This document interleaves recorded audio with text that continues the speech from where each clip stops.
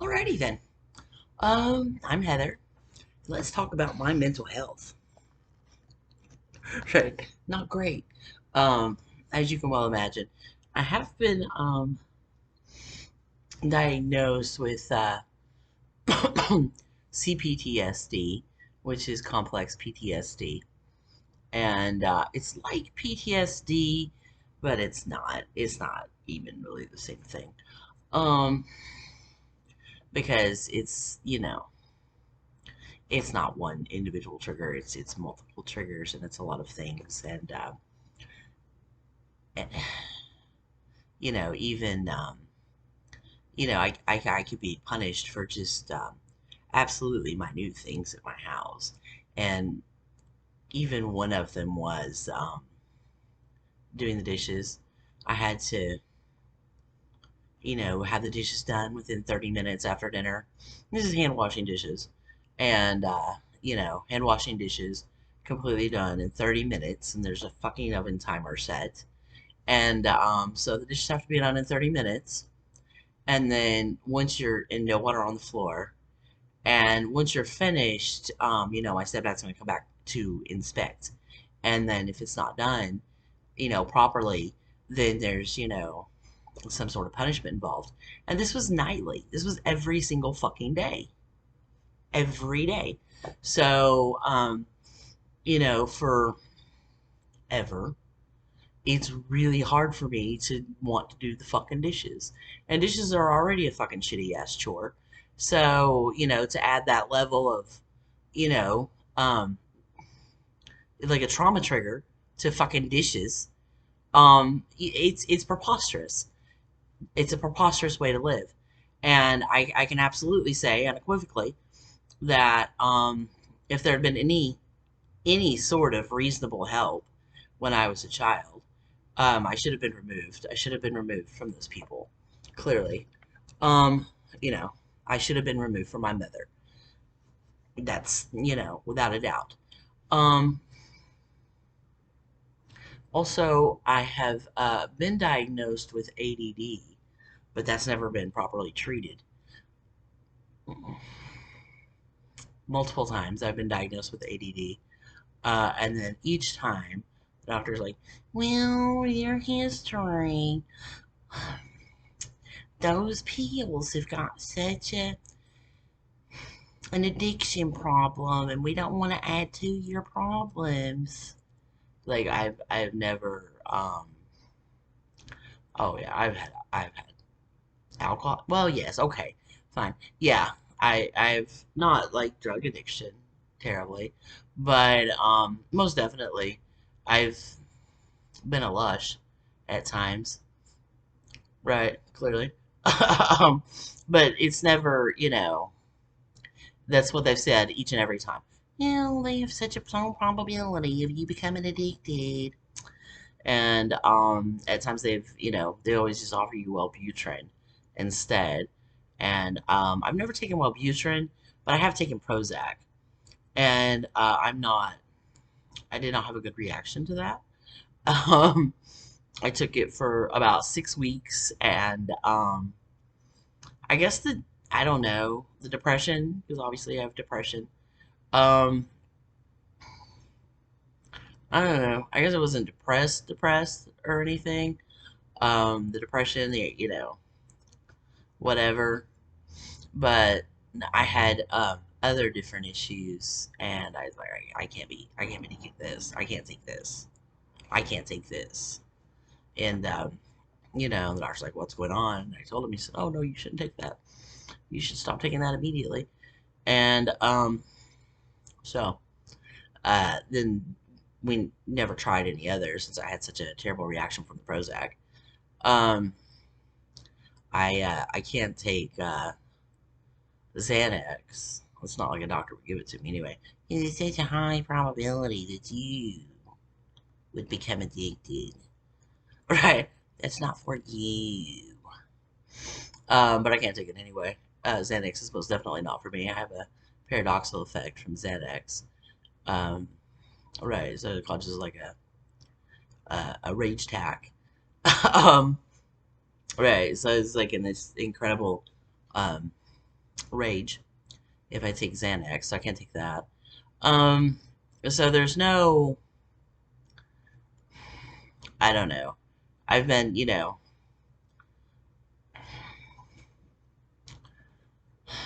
I've been treated with psychiatric meds before, and none of them have been really effective, you know, not long term or not worth the consequences. Most recently, they gave me Abilify um, for the PTSD, and it makes me extremely happy, right? Sublimely happy. I'm so happy. But there's also fucking high. I was like, I'm not happy, I'm high. And then I still have all these fucking problems. And not only do I have all of these problems that I need to work through, like real fucking problems at that point, I have these real issues um, that need to be addressed, and just in my living situation and all kinds of other stuff. And then the Abilify was like, no, it's okay. And it was totally not okay. It's just like you have to get off of these. You can't take this. But there are days that one of the things with the PTSD is the dreams. All your dreams are always nightmares, and but they're not nightmares like fictional nightmares like most people have. Instead of having a fictional nightmare of some ridiculousness, a lot of my my dreams when I sleep are not things that are fictional. They're things that have happened in my past. Um, so while you're sleeping, instead of like dreams, your mind just replays your absolute fucking worst memories for you, and then you just wake up psychotic. Oh, good, I'm psychotic today, and I had no clue that that's what we were doing today, but okay. And so that's a thing. But so I do. I still have the Abilify that I take for days that I wake up psychotic, which are pretty, it's pretty rare. And then also you could, take them to get high. Hmm. Right. So they work for that too, which is not recommended. Um, but they do that. Um, so that's my mental health. And then also a large problem is, even at times when I've had insurance, I've not really been able to find a therapist. The amount of um, therapy that your insurance will provide is typically like 3 months or 6 months, even good insurance. And so you have this 3 month window, and then I got all of this shit to unpack with a therapist. And then sometimes they're not even they're good. They're like, oh, it's like, come on, man, you can't be doing that shit. You can't do that. You can't do that. Like, oh my god, that's so terrible for you. It's like I don't want to fucking hear that at therapy. Okay, I know it's terrible. I'm trying to move past it, not make your fucking ass cry. You know. So there's that. Um, so to find and then if you find a decent therapist, you're only going to have a very short window to work through, and your insurance company is not going to ever um, provide insurance for long enough for you to ever get better. It's just not. That's not how insurance works. They don't care if you get better. um, No, even if they're taking $50 a week out of your fucking paycheck, and each one of the fucking copays is $50, so you're paying $100 a week for therapy with insurance, you're not gonna get better. You're not getting better because they're only gonna pay for 3 months, and then just tell you to go fuck yourself. What do you mean you couldn't get better from 30 years of abuse in 3 months? What's wrong with you? Hmm.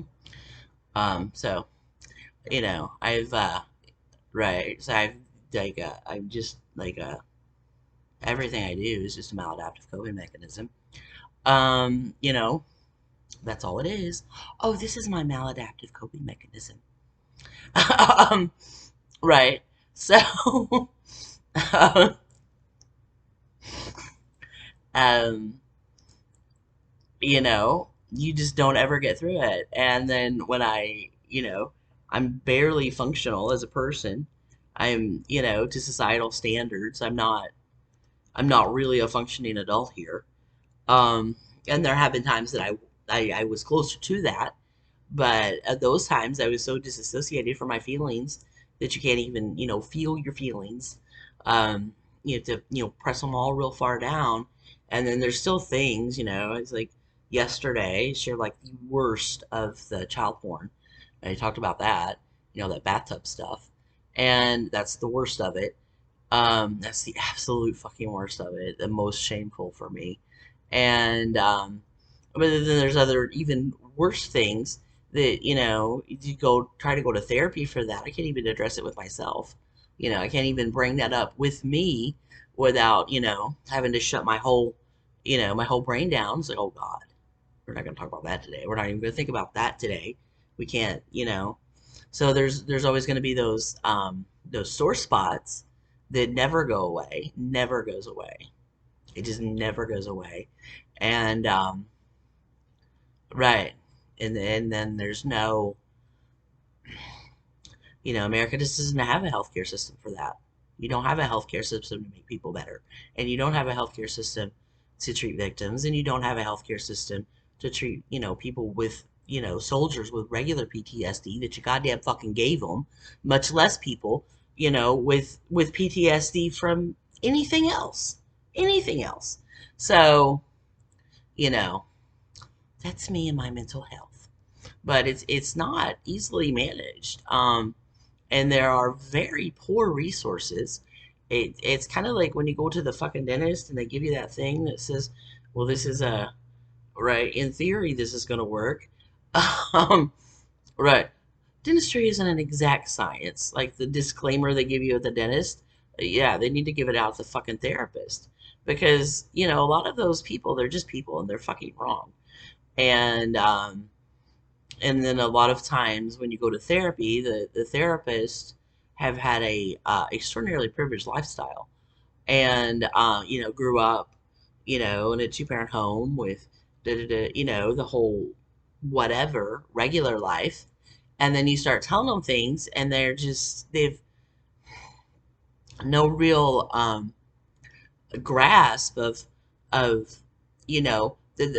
sort of thing could even happen, much less that how to treat it.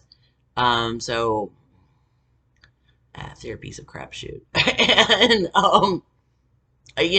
it is what it is, but it's not. I don't know. It's not easily accessible. And then when you do finally get some access to therapy, you know, maybe it's a good one, maybe it's not. I've had some good therapists that have just offered, well, here's some coping mechanisms. Here's a list of coping mechanisms for you to try. And, that's been the most helpful, but that's not therapy, that's behavior modification. And it's not really a therapist's job, and, right? Or maybe it is. I don't fucking know. But the coping mechanisms, I've certainly, make use of those. But I don't know. I've not been a suitable candidate. That's what they say. You're not a suitable candidate for a lot of classes of drugs. And also, I've not had access to therapy for, first of all, the length of time that I need therapy, because I need a shit ton of fucking therapy. And also finding a decent therapist. So that's about my mental health.